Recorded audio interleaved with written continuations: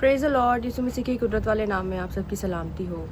हम यूहन्ना की अंजील में पढ़ते हैं जहाँ पर एक औरत जिसे ऐन ज़नाकारी के वक्त पर पकड़ा जाता है, उसे लाया जाता है संसार करने के लिए और यीशु उसके लिए इंसाफ लिखता है। यीशु कहता है कि तुम में से पहला पत्थर वो मारे जिसने गुनाह नहीं किया।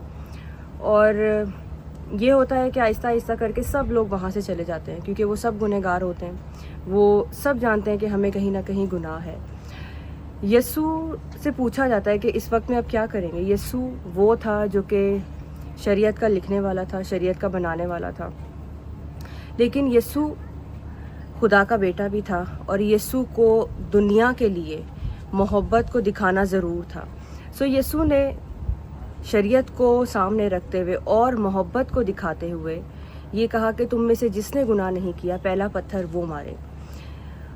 सब चले जाते हैं वहाँ से और यीशु उस औरत से पूछता है कि क्या किसी ने तुझ पर हुक्म नहीं नाफिज किया। तो वो औरत कहती है कि नहीं, वो सब चले गए। तो यीशु कहता है कि जा, फिर मत गुनाह करना। फ़ज़ल में हम जीते हैं, खुदा के फ़ज़ल में हम रहते हैं, लेकिन सच्चाई ये है कि फ़ज़ल में होते हुए हम गुनाह भी करते हैं। ये सोचते हैं कि खुदा हमें माफ़ कर देगा, लेकिन सच्चाई ये है कि खुदा हमारे गुनाहों का इंसाफ करता है। हम फ़ज़ल में होते हुए उसकी बरकत को एंजॉय करते हैं और अपने तरीके से ज़िंदगी गुजारते हैं, लेकिन सच्चाई ये है कि खुदा गुनाह को नापसंद करता है।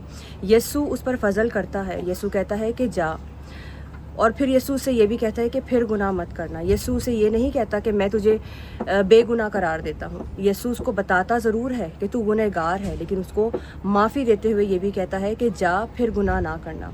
आज हम अगर ये सोच रहे हैं कि हम नजात याफ्ता हो गए हैं, हमने उसके नाम का बपतिस्मा ले लिया है, हम पर फ़ज़ल हो गया है और बस हम गुनाह करें और खुदा से माफ़ी मांगें और ज़िंदगी गुजारें और फिर से गुनाह करें, फिर से उसके आगे झुकेंगे, खुदा हमें माफ़ करेगा। सच्चाई ये है कि खुदा गुनाह को नापसंद करता है। यीशु कभी भी गुनाह के साथ नहीं रह सकता। वो हमें माफ़ ज़रूर करता है, लेकिन उस गुनाह का इंसाफ ज़रूर करेगा। यीशु उस औरत को कहता है कि जा, फिर गुनाह ना करना। वो उसे ये नहीं कहता कि तू फिर से गुनाह कर और फिर से तू आएगी और फिर से इसी तरह से मैं करूँगा।